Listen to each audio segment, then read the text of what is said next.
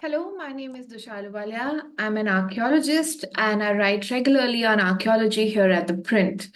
When establishing the boundaries of a culture or a civilization, it is critical to remember that those who are living on the fringes frequently exhibit a mix of cultural influences. This amalgamation is a result of influences spread through the neighboring places.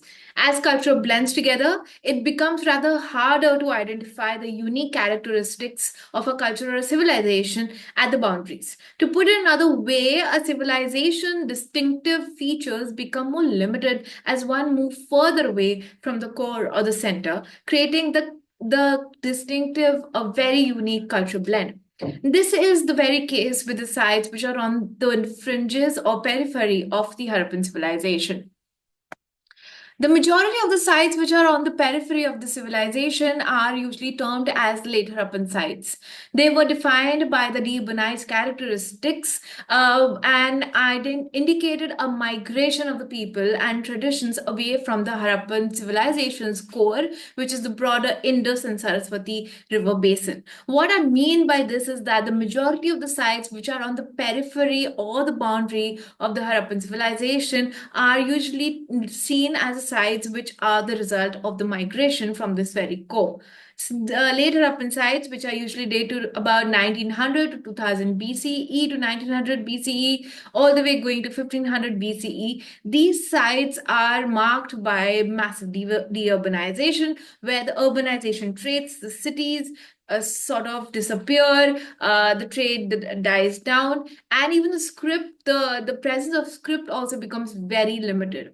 Sites like Alamgirpur, which mark the easternmost edge of the Harappan civilization, was also for a really long period of time since its excavation. The first excavation in 1950 by Y.D. Sharma was considered the late Harappan site. Also because this site was quite grabbed a lot of attention of archaeologists at that time in 1950s because it was a running theory at one point that Harappans migrated eastward, that is towards the Ganga basin, and Alamgirpur is that defines that very migration towards the east. But subsequently, sites like Manda, which marks the northernmost boundary of Harappan civilization, Sukta Kendor, which is on the Makran coast, on the western, which marks the westernmost edge of the civilization, and Daimabad, which is in Maharashtra, which marks the southernmost edge of the civilization, were excavated, and here too that very late Harappan phenomenon, the tag sort of followed at these very sites. But what is interesting is that when the site of Alamgirpur was re-excavated in 2008 by Arun Singh and his collaborators from University of Cambridge, here the dates were quite early. The so-called late Harappan was now dated to about 2600 BCE. I'm not saying the late Harappan was dated, but what it was thought to be late Harappan at one point is not actually a late Harappan deposit here at all. It sort of dates to about 2600 BCE, which goes very well into mature Harappan phase. I have done an exclusive, extensive video on Alamgirpur. You can see that if you want more context to Alamgirpur. But what is important in this week's column is that sites like Alamgirpur, also, along with Hulas and Sanoli, which are in the same geopolitical region, all define one interesting thing, that was a blend of Harappans with the local cultures. At Sanoli too, which was once in 2005, which was excavated for the first time, was also again labeled as a later Harappan site. And when it was re-excavated in 2018-19, it was known, it was proven that it is not an exclusive Harappan site, but here too, again, there's a blend of local culture, which is the OCP Copperwood culture, and also the Harappan culture. And similarly, since the region of Ganga Yamuna Doab and Ganga Valley have attracted so much of attention, Daimabad also, which is the southernmost tip, also grabbed a lot of attention because the southern migration also holds a lot of other issues. They're just not properly tested, and the migration was probably happening from the Gujarat sides, and this and this particular site also for a longer period of time, a very long period of time, grabbed attention. Daimabad, which is located on the banks of Pravara River, which is tributary of Godavari in Ahmednagar district, was an archaeological site discovered in 1958, but was excavated by M.N. Deshpande, who excavated for one season, and followed by archaeologist S.R. Rao, who excavated it from 1974 to 76, and then by S.A. Sali from 1978 to 79. Deshpande, when he excavated the site, he suggested three cultural phases at Daimabad. The earliest he propounded as the Neolithic phase, where the inhabitants were Neolithic folk, the early agriculturalists, which was followed by a regional Chalcolithic culture called the Malwa culture, followed by the Jorve culture. Now, Malwa and Jorve both are Deccan Chalcolithic culture. They are regional Copper Age cultures, and they're defined by their unique pottery, which is the Malwa ware and the Jorve ware. I don't want to go into this, but at this point, it's very important to know that the first excavation did point out to the local Deccan Chalcolithic culture. It was then re-excavated again, but the story for re-excavation is quite interesting. Before, it was re-excavated by Rao in 1974.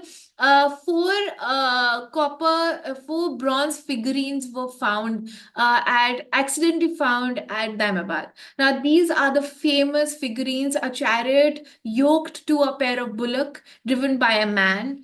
In another case, an elephant, a rhinoceros, and a buffalo. These are now exhibit in National Museum, and they were the marker of the Harappan lost wax technique, the bronze technique of the Harappan civilization. Although a lot of scholars and scientists at that point of time, when it was accidentally discovered by Rao, suggests that there's a possibility that they are early historic. D.P. Agarwal, who did chemical analysis for the first time on these bronze figurine, said that there was arsenic, 1% arsenic, which is absent in Harappan bronzes. So therefore, it is not Harappan bronze, it is perhaps historical.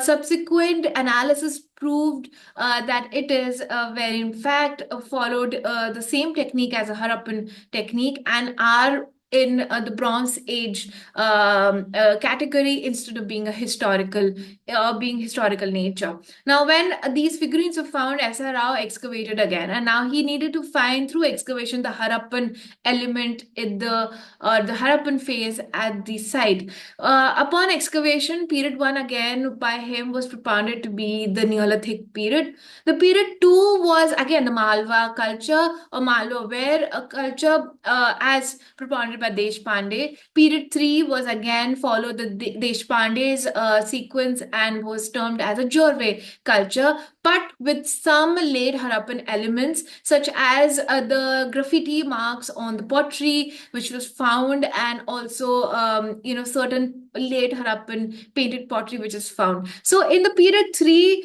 in Rao's excavation, a twist sort of occurs where there is an influence that he sort of talks about, Jorve mixed with Harappan. S.A. Sali, when he excavated in 1978-79, for the third time, gave a very different chronology. Period 1, which was again termed as Neolithic by Deshpande and Rao, was now the Salvada culture, which is a Chalcolithic farming culture which is dated to about 2300 to 2000 BC. At that time, has a distinct ceramic industry. Period 2 was late Harappan, where mud brick structures, apart from plethora of pottery, was found. There were discovery of button seals, the small seals with Harappan letters, and also 3 potsherds bearing Harappan symbols, which confirmed the Harappan affinity of the site. Period 3 was the buff and the cream ware, whereas period 4 and 5 were Malwa and Jorve phases, respectively. For a long period of time, this Harappan affinity was debated. In fact, even today, a lot of archaeologists are actually divided. Some say that yes, it's an Harappan site or a true Harappan site, even if we are talking about the deurbanized phase, whereas some still feels that it is largely a local Chalcolithic site with Harappan influence. And to be honest, if you look at all three sites, if you look at all three excavations at the site, we do see a larger Chalcolithic or a local culture. You know, coming out from the cultural the analysis of cultural material rather than a Harappan element which was only been attested to after the discovery of the seal and graffiti. But one aspect is quite interesting is that just like Alamgirpur, Sinoli, and other sites which are on the fringes, Daimabad also actually, instead of being just a laid Harappan site, is a site which has a blended history. Now, these three excavations, talk about this local culture, which in archaeology we refer to as a localization phase, a phase where local cultures, once the civilization, the urban phase ends, the local cultures pick up and the Harappan culture amalgamates or blends with the local culture. But what is fascinating and what is to be pointed out in the end is that Daimabad's history, the people, right from the onset of the occupation of Daimabad, the people were skilled agriculturists. Despite of Harappan impact, even if Harappans have migrated from Gujarat all the way to Tapti, Godavari Basin, even then the local characteristic remained same despite migration. Harappan culture did not overturn the local characteristics. In fact, it happened, the exact opposite happened. Harappans brought the Harappan characteristics and traits, and at Daimabad, they fused with the local cultures and they blended with the local traditions in the Deccan. Interestingly, this was the case with Sonali, which was back in 2005, was termed as a later Harappan site. But when it was re-excavated, it showed that it is a largely copperwood OCP site with the blend of Harappanness or with the influence of Harappanness. So it at the end we are again left with this question, this lingering question, and also it sort of proves what a lot of archaeologists have been trying to suggest, and also it's very evident in the cultural material. As an archaeologist, to me, it's very evident that a history is not linear. Secondly, nothing is black and white. There are shades of gray, and there's a lot of blending that happens. And when we are talking about archaeology, history, and when the outsiders talk about archaeology and history, they forget that human nature is all about cooperation and collaboration. And it's even if an outsider is migrating into your area, you will welcome it. And then, it's all about blending and how it blends. It's a different story altogether. And I think the sites like Daimabad are a perfect example. So for more, if you want to read about Daimabad, you can read my essay in the description box below. You can also read my essay on Alamgirpur, which is on the same lines. If you're interested in Harappan archaeology and to know about the nuances of Harappan archaeology, the link for the video and also for the written essay will be on the description box below.